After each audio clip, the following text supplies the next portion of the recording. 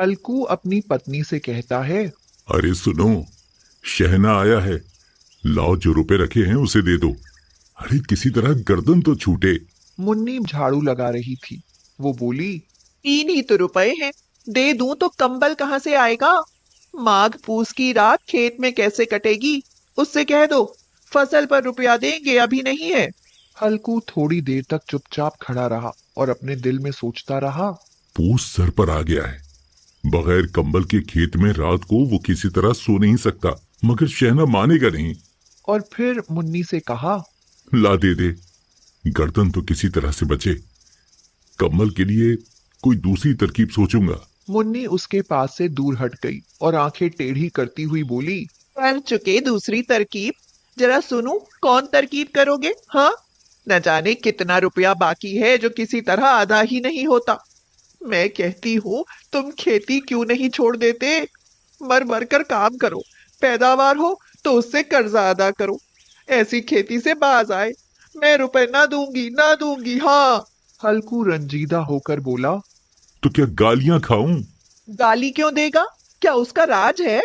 मगर यह कहने के साथ ही उसकी तनी हुई भवें ढीली पड़ गईं। फिर उसने ताक पर से रुपए उठाए और लाकर हल्कू के हाथ पर रख दिए। फिर बोली। तुम अब की खेती छोड़ दो, हाँ। मजदूरी में सुख से एक रोटी तो खाने को मिलेगी, किसी की धौंस तो ना रहेगी। अच्छी खेती है, मजदूरी करके लाओ, वो भी उसमें झोंक दो। हल्कू ने रुपए लिए और इस तरह बाहर चला। उसने एक एक पैसा काट कर 3 रुपए कंबल के लिए जमा किए थे। वो आज निकले जा रहे हैं। एक एक कदम के साथ उसका दिमाग अपनी नादानी के बोझ से दबा जा रहा था। पूस की अंधेरी रात, आसमान पर तारे भी ठिठुरते हुए मालूम होते थे। हल्कू अपने खेत के किनारे ओक के पत्तों की एक छतरी के नीचे बांस के खटोले पर अपनी पुरानी गाढ़े की चादर ओढ़े हुए कांप रहा था। खटोले के नीचे उसका साथी कुत्ता जबरा पेट में मुंह डाले सर्दी से कूं कूं कर रहा था। दो में से एक को भी नींद न आती थी। हल्कू ने घुटनों को गर्दन में चिमटाते हुए कहा। क्यों जबरा, जाड़ा लगता है? तू यहाँ क्या लेने आया था? अब खा सर्दी, मैं क्या करूं? अब रो। जबरा ने लेटे हुए दुम हिलाई। शायद वो ये समझ गया था कि उसकी कूं कूं की आवाज से उसके मालिक को नींद नहीं आ रही है। हल्कू ने हाथ निकाल कर जबरा की ठंडी पीठ सहलाते हुए कहा। कल से मेरे साथ ना आना, नहीं तो ठंडे हो जाओगे। ये पछुआ हवा न जाने कहां से बर्फ लिए आ रही है। उठूं फिर एक चिलम भरूं, किसी तरह रात तो कटे। 8 चिलम तो पी चुका। ये खेती का मजा है। हल्कू उठा और गड्ढे में जरा सी आग निकालकर चिलम भरी। जबरा भी उठ बैठा। हल्कू ने चिलम पीते हुए कहा। पिएगा चिलम? जाड़ा तो क्या जाता है, हाँ जरा मन बहल जाता है। आज और जाड़ा खा ले। कल से मैं यहाँ पियाल बिछा दूंगा, उसमें घुस कर बैठना, जाड़ा नहीं लगेगा। जबरा ने अगले पंजे उसके घुटनों पर रख दिए और उसके मुंह के पास अपना मुंह ले गया। हल्कू को उसकी गर्म सांस लगी। चिलम पीकर हल्कू फिर लेटा और ये तय कर लिया कि चाहे जो कुछ हो, अब की सो जाऊंगा। लेकिन एक लम्हे में उसका कलेजा कांपने लगा। कभी इस करवट लेटा, कभी उस करवट। जब किसी तरह ना रहा गया तो उसने जबरा को धीरे से उठाया और उसके सिर को थपथपा कर उसे अपनी गोद में सुला लिया। कुत्ते के जिस्म से मालूम नहीं कैसी बदबू आ रही थी, पर उसे अपनी गोद से चिमटाते हुए ऐसा सुख मालूम होता था जो इधर महीनों से उसे न मिला था। जबरा शायद ये ख्याल कर रहा था कि बहिश्त यही है, और हल्कू की रूह इतनी पाक थी कि उसे कुत्ते से बिल्कुल नफरत न थी। वो अपनी गरीबी से परेशान था, जिसकी वजह से वो इस हालत को पहुंच गया था। ऐसी अनोखी दोस्ती ने उसकी रूह के सब दरवाजे खोल दिए थे। इतने में जबरा ने किसी जानवर की आहट पाई। वो झपट कर उठा और छपरी से बाहर आकर भौंकने लगा। हल्कू ने उसे कई बार पुचकार कर बुलाया, पर वो उसके पास ना आया। खेत में चारों तरफ दौड़ दौड़ कर भौंकता रहा। एक लम्हे के लिए आ भी जाता तो फौरन ही फिर दौड़ता। फर्ज की अदायगी ने उसे बेचैन कर रखा था। 1 घंटा गुजर गया। सर्दी बढ़ने लगी। हल्कू उठ बैठा और दोनों घुटनों को छाती से मिलाकर सिर को छुपा लिया। फिर भी सर्दी कम ना हुई। उसने उठकर आसमान की ओर देखा। अभी कितनी रात बाकी है? अभी 1 घड़ी से ज्यादा रात बाकी है। हल्कू के खेत से थोड़ी दूर के फासले पर एक बाग था। पतझड़ शुरू हो गई थी। बाग में पत्तों का ढेर लगा हुआ था। हल्कू ने सोचा, चलकर पत्तियां बटोरूं और उनको जलाकर खूब तापूं। रात को कोई मुझे पत्तियां बटोरते देखे तो समझे कि कोई भूत है। कौन जाने कोई जानवर ही छुपा बैठा हो। मगर अब तो बैठे नहीं रहा जाता।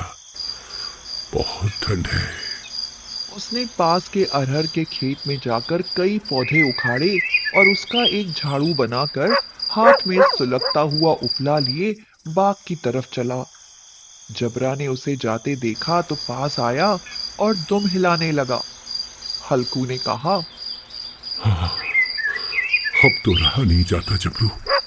चलो बाग में पत्तियां बटोर कर तापे।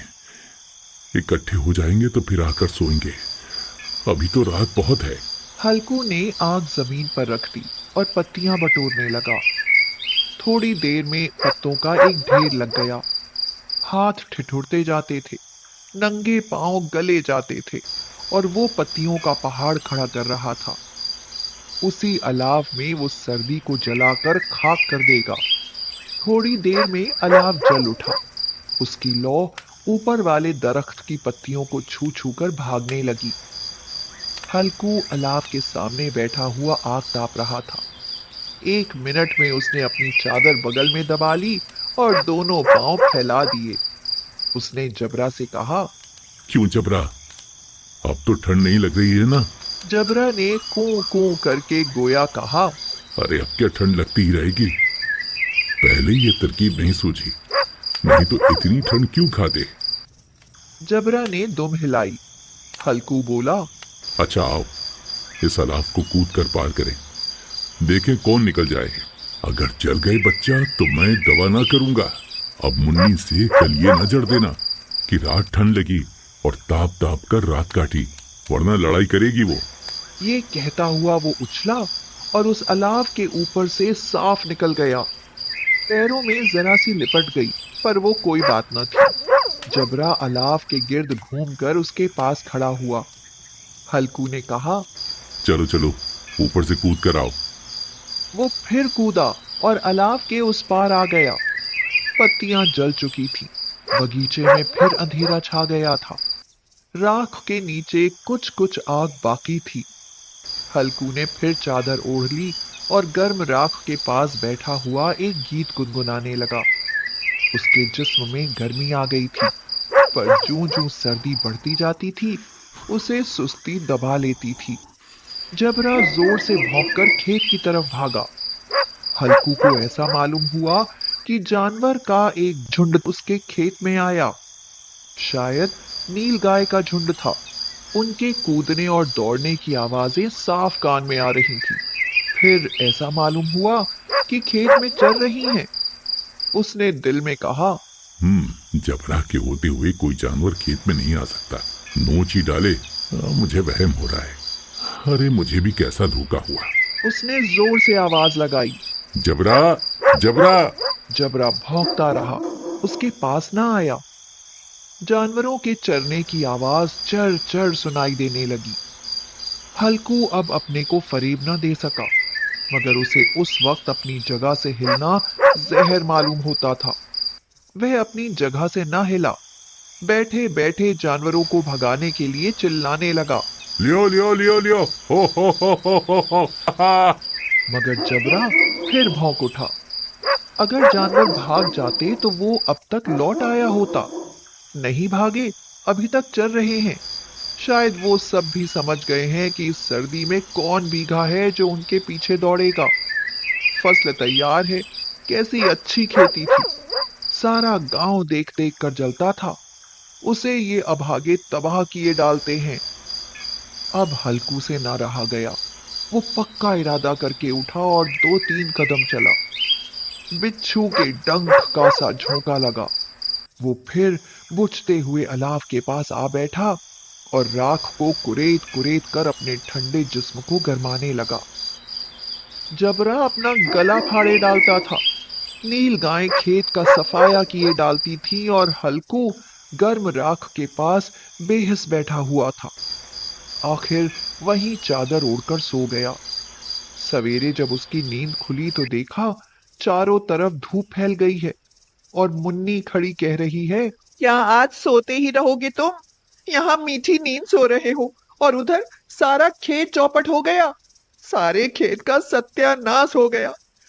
अरे मैं मरते मरते बचा, तुझे अपनी खेत की पड़ी है। पेट में ऐसा दर्द उठा कि मैं ही जानता हूँ। दोनों फिर खेत के डांडे पर आए। देखा खेत में एक पौधे का नाम नहीं और जबरा मंडिया के नीचे चित्त पड़ा है। बदन में जान नहीं है। दोनों खेत की तरफ देख रहे थे। मुन्नी दुखी मन से कहती है, अभी खेती करना छोड़ दो और मजदूरी करना शुरू कर दो। कम से कम एक वक्त की रोटी तो सुकून से खाएंगे। हल्कू प्रसन्न होकर बोला, हाँ, मजदूरी ही ठीक है। कम से कम रात में ठंड में खेत पर आकर नहीं सोना पड़ेगा।